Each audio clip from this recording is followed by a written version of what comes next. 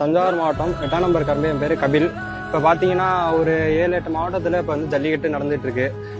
நாங்கள் ஒரு 7-8 மாவட்டத்தில் நாங்கள் மாடு அடைச்சிக்கிட்டு இருக்கோம். இன்ன வரையும் நாங்கள் எந்த ஒரு டோக்கனுமே மாடு அடைக்கிறதுக்கான டோக்கனுமே காசு கொடுத்து நாங்கள் வாங்கலை. இப்போ பார்த்தீங்கன்னா குறிப்பாக தஞ்சாவூர் மாவட்டத்தில் ஒரு சில குறிப்பிட்ட ஊர்களில் காசுக்கு டோக்கன் வித்துட்டு இருக்காங்க. அது குறிப்பிட்ட ஒரு 1000 ரூபாயிலேருந்து 5000 ரூபா வரையும் வித்துட்டு இருக்காங்க. இப்போ 100க்குள்ள டோக்கன் தரோம் அப்படின்னா அதுக்கு ஒரு ரேட்டும், 200லேருந்து 400க்குள்ள தரோம் அப்படின்னா அதுக்கு ஒரு ரேட்டும் சொல்லி வித்துட்டு இருக்காங்க. நாங்கள் அது கேட்டால் வந்து பரிசு போகிறோம் அது போகிறோம். நாங்கள் வந்து யாருமே பரிசுக்காக மாடு யாருமே அவுக்கலை. விலையில டோக்கன் கொடுத்தா யாருமே வாங்கி அடைக்க முடியாது. பணக்காரவங்க தான் வாங்கி அடைக்கிற மாதிரி இருக்கு. அப்படி கொடுத்தும் நாங்கள் வாங்கியும் எங்களால் சரியான முறையில் மாடு அடைக்க முடியலை.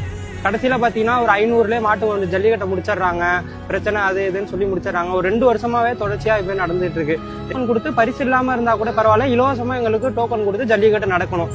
அப்படி இல்லை பணத்துக்கு தான் நடக்கும் அப்படின்னா அந்த ஊருக்கு மாவட்ட ஆட்சியர் அவர்கள் நடவடிக்கை எடுக்குமாறு தமிழக முதல்வரும் அந்த ஜல்லிக்கட்டுக்கு ஒத்துழைப்பு தந்து பரிசு நடத்தக்கூடாது, ஜல்லிக்கட்டு நடத்தக்கூடாது, அது மாதிரி கொடுத்தா எங்களுக்கு நல்லது.